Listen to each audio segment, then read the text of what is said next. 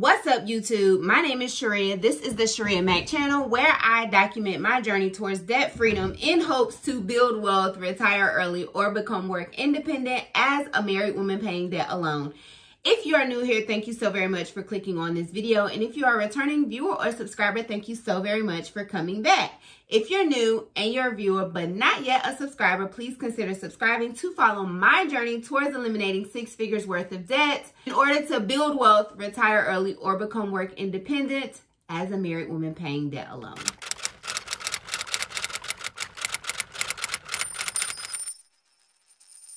Okay, so I recently shared this video over here about how I was debunking the American dream and designing my own dream for myself. And that video really picked up. Thank you so much to the upgrade who shared my video on her channel and really brought a lot of new subscribers to my channel. I really appreciate it. Like, I really feel like I made it. So shout out to you, Kiki, from the upgrade, and all of the followers who came to my channel via her shout out. Like, I really appreciate it. But I wanted to follow up on that video because I feel like, you know, that was just like the beginning of this journey. And I wanted to really put some actions that aligned with some of the things that I said I wanted in that video. So if you have not watched that video, please go back and watch it. It really went into detail about exactly what about the American dream I no longer find desirable and what my dream specific to me and my family and my family's needs look like. So I wanted to come back to actually start to share with you guys the things that I'm doing to align my version of the American dream or my dream with my life to kind of make that a reality. I don't necessarily have a time frame. I shared in that video that originally when I started off on this journey, I had a goal to be able to retire by 44. And nothing about that was realistic, honestly. I didn't take into consideration the massive amount of debt I had at that point. I had like $289,000 worth of debt. I didn't think about the time frame from that, which was 2015 to however long it was going to take me to be 44. If that was realistic for me, it was just like, oh, I want to be able to retire by the time my son is is 14, entering into high school. I will be 44. Sounds like a good number to me. There was no mathematical calculations or any calculations behind that to see if I was aligning with that or whatever. Anyway, fast forward 7 years, I am out of credit card debt. I am out of car debt, and the 2 remaining debts I have are my mortgage and my student loans.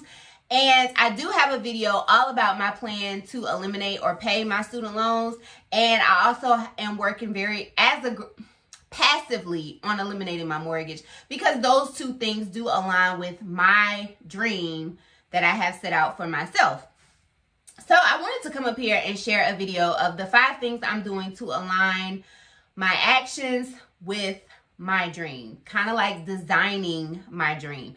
And the inspiration for this really came from, I feel like now, going off on a tangent, but I feel like now with social media, we get these glimpses into people's lives and we feel like things happen like overnight for them. We don't typically follow the journey.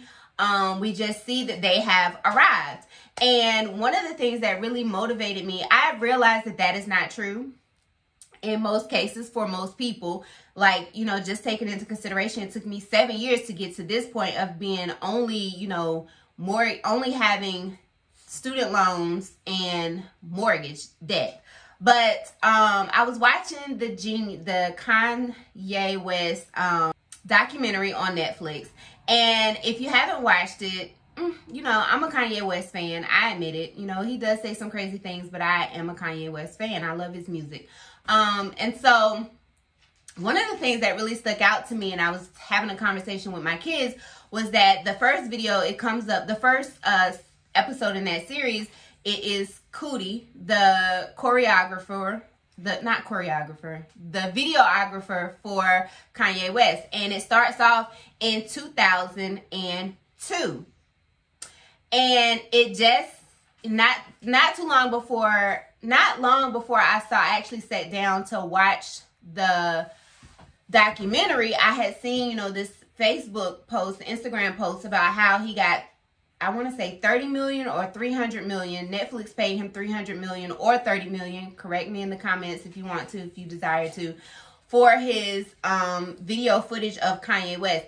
And putting that in perspective, it took him 20 years to like make it, I guess. And I don't know if he was making money in between that, but like a 30 million or $300 million payout, I would say, is an arrival. So anyway, so getting back to how I apply that to my life is like, you know, I would love for things like this to happen overnight, but I need to recognize that I am in the journey, and that along this journey, I still, one, need to enjoy the journey and make memorable moments during the journey. But also I need to recognize that, again, it is a journey, and that, you know, it's not going to happen overnight for me like that. Or the probability that it'll happen like that for me is slim to none, because I don't play the lottery. I feel like that is a waste of money. Anyhow, there are 5 things that I'm doing now that align with my version of my dream for myself. The first thing I'm doing, which is what this channel is about, is paying off debt.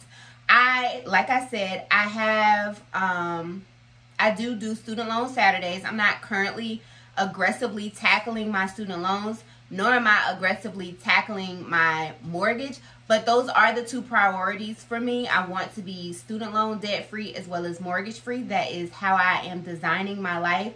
I feel like if I don't have, once those 2 things are eliminated, like I said in my previous video, if I have a grandchild today, I can take care of my grandchild and relieve that stress of having them go into daycare for my children. And I do have a child who is in her childbearing years. She's 23. So I am working on paying off my student loans and my mortgage. Every now and again, I choose one over the other, and I aggressively tackle that. So like for 2020, I had a goal to aggressively pay $10,000 on my mortgage. Then in 2021, I wanted to aggressively eliminate all of the student loan interest. And I think I'm a little burned out from both of those. And so I'm just doing a little bit here and there, but I'm constantly making progress, whether it's big or small. So that is the first thing. I am paying off debt. The second thing is I am saving money, you guys.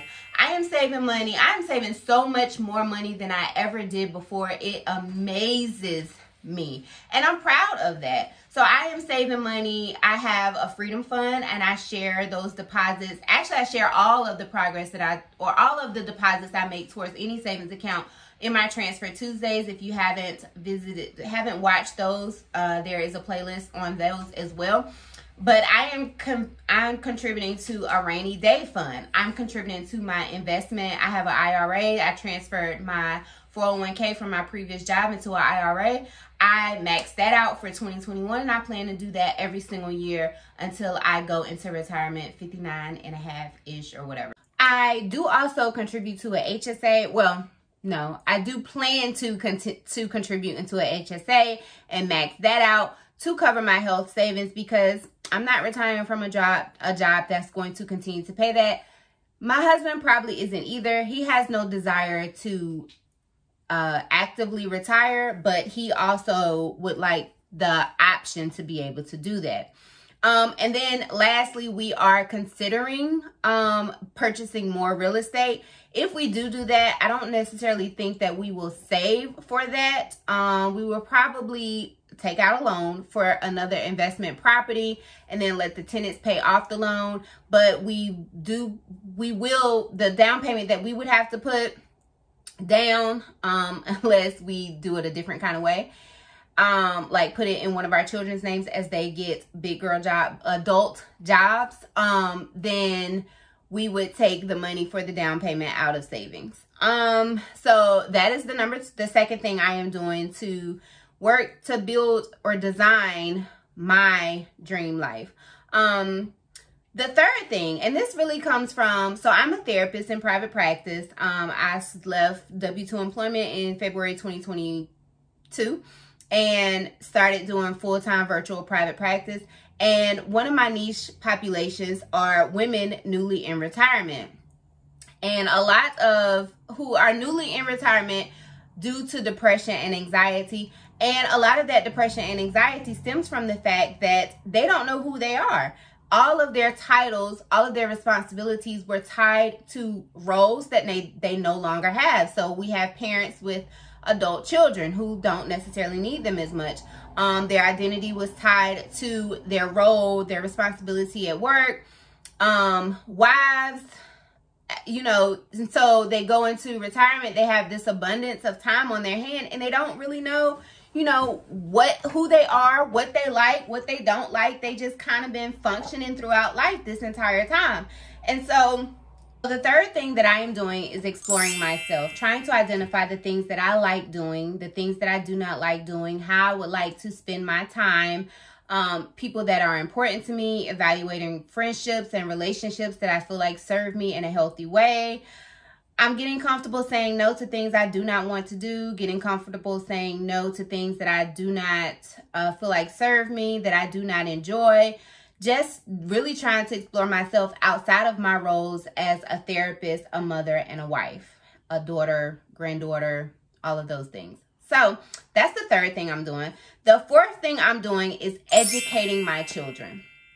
What is the purpose of financial literacy, wealth, if you cannot continue the legacy?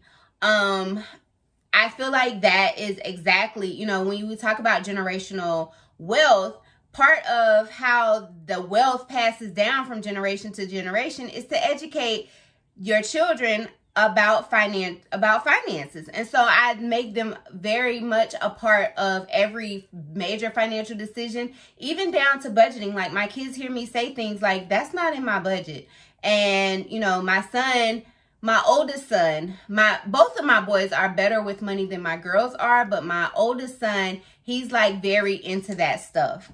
And he's starting to pick up the habits. My daughters are passively getting into managing their money and things like that, but I'm educating them. So when we bought our first investment property, they were part of that. The second investment property, they were part of that. When my financial advisor came to the house to, you know, discuss some of that, they were part of that meeting, because they need to know. That's how it's going to get passed down from one generation to the next generation. So I am educating my children, and I'm making them very much a part of the money conversations that my husband and I have. You know, in previous generations and in other families in our communities, money is a taboo subject. They don't talk about it. You know, I've heard clients as well as friends and colleagues say, you know, my money is my business.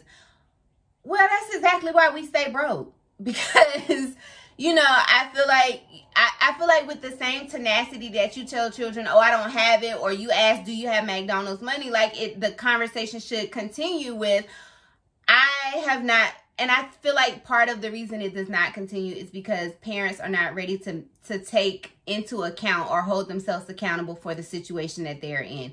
And that's not me dismissing or minimizing, you know, the systemic things that have caught us in situations and have kept us from obtaining wealth, but there still has to be some level of accountability in the financial situation that you're in. And I know people will get upset. I understand. Lastly, I am improving my health.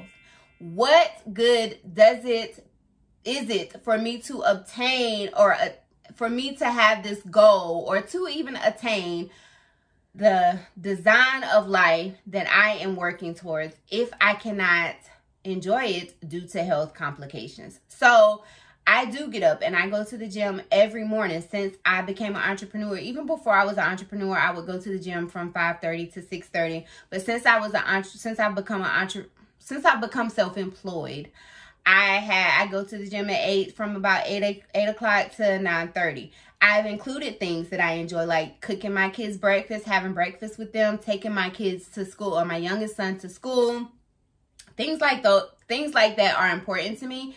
And so I do spend time in the gym. I am making healthier eating habits. You know, I am ditching the Chick-fil-A and the Bojangles and the Wendy's burgers to be able to create meals at home that are healthy. And I want to be able to demonstrate I'm not one of those people. I'm not one of those parents, and neither was my mother, that was like, do as I say. It was do as I do. So my mom, if she didn't feed us, if we didn't drink, you know, whole milk, it's because she didn't drink it either.